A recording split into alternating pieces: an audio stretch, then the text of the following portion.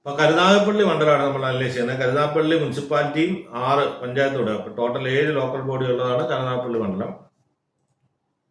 കരുനാഗപ്പള്ളിയിൽ UDFും LDFും tight fight ആണ്.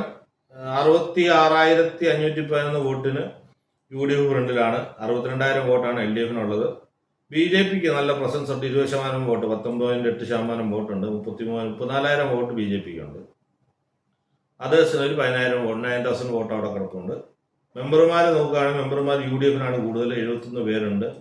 LDFിന് 60 പേര്, ND 25, others 4. അപ്പം നമ്മൾ മത്സരാർത്ഥികളെ നോക്കാം. കരുനാഗപ്പള്ളിയിൽ ഇപ്പോൾ സിറ്റിംഗ് UDFിൻ്റെ സിറ്റിംഗ് സീറ്റാണ്.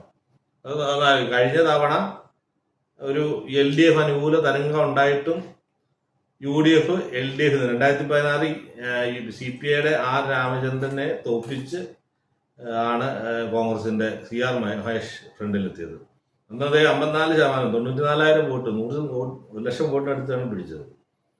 അപ്പോൾ അദ്ദേഹം തന്നെയാണ് മത്സരിക്കുന്ന UDFിന് വേണ്ടി. LDFിന് വേണ്ടി പുതുമുഖമാണ് MS താര. BJP VS Jithin ദേവാണ്.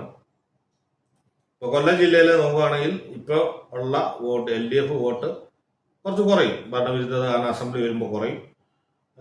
അപ്പോൾ കരുനാഗപ്പള്ളി UDF ആണ് ഇപ്പോഴും. പഞ്ചായത്ത് തെരഞ്ഞെടുപ്പിൽ വോട്ട് കൂടുതലാണ്.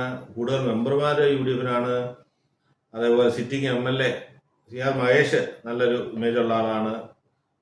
കരുനാഗപ്പള്ളി ഈസിയായിട്ട് UDF പിടിച്ചെടുക്കുമെന്നാണ് എൻ്റെ വിശ്വാസം.